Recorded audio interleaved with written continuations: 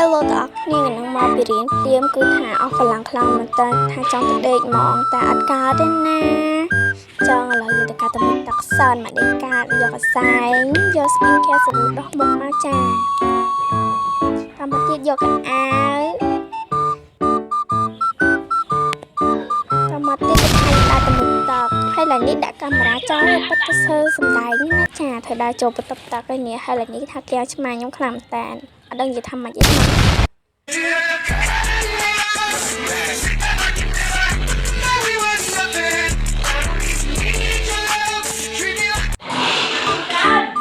ចាបន្ទាប់ពីកាំងឆ្មាមិញហើយឥឡូវខ្ញុំមួយទឹកហើយយាយចាឥឡូវខ្ញុំមករៀប skin care ទៅយកឥឡូវខ្ញុំខ្ជិលនិយាយណាខ្ញុំមើលខ្លួនឯងមកខ្ជិលនិយាយ